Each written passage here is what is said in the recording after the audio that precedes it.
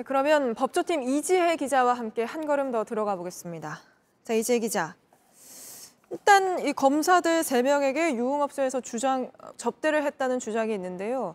이게 만약에 사실이라면 법적으로 문제가 있지 않습니까? 네, 공무원 신분이기 때문에 뇌물수수죄가 적용될 수 있습니다. 물론 사실관계를 따져봐야 하고 직무 관련성이나 대가성이 있었는지 확인을 해봐야 합니다. 김 전 회장의 주장대로라면 지난해 7월 수사팀이 꾸려지기 전에 라임 수사팀인데요. 이 수사팀이 꾸려지기 전에 술접대가 이루어졌다는 거거든요. 수사팀에 들어갈 검사들이라는 소개가 있었다면 직무 관련성과 대가성도 있어 보입니다. 또 향응 접대만으로도 기소가 가능하다는 것이 법조계 중론입니다. 청탁금지법 위반 가능성도 있습니다. 네, 그런데 이 문서에 나오는 수사팀이랑 지금 수사팀이 같지는 않잖아요.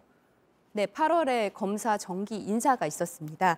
달라진 수사팀에서 기존 수사팀에 문제가 없었는지 확인할 걸로 보입니다. 조금 전에 들어온 소식인데요. 법무부에서 입장을 밝혔습니다. 사회적 이목이 집중되고 중대한 사안이라면서 법무부에서 직접 감찰에 착수하도록 지시했다, 감찰에 착수했다 이렇게 밝혔습니다. 조금 전에 들어온 소식 한 번 더 전해드리겠습니다.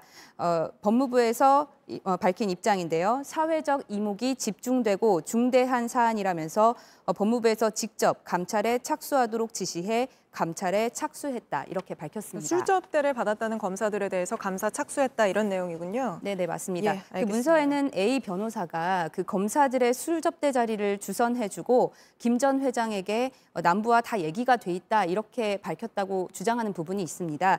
유착이 의심되는 부분인데요. 이 역시 확인이 필요해 보입니다. 네.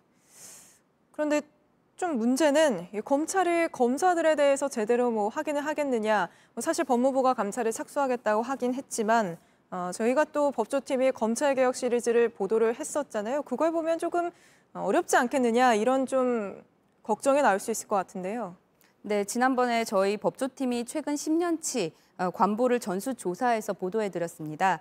당시에 검사의 뇌물 혐의가 있는 28건 가운데 단 7건만 기소됐다고 보도를 해드렸는데요.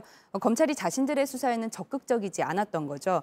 이 의혹이 계속 커진다면 독립적으로 수사할 수 있는 여건이 좀 보장이 돼야 할 것 같습니다. 네, 정치권에서도 지금 이 자필 입장문을 놓고 아주 뜨거운 것 같은데요. 어떤 얘기가 좀 나오고 있습니까?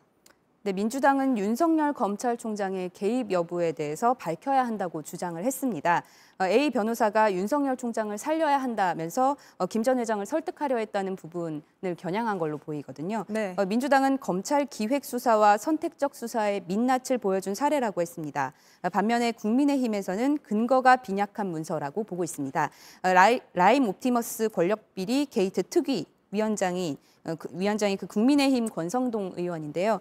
권 의원은 김 전 회장의 물타기라면서 근거 없는 이야기거나 변호사에게 속아서 돈을 준 것일 수 있다 이렇게 주장을 했습니다.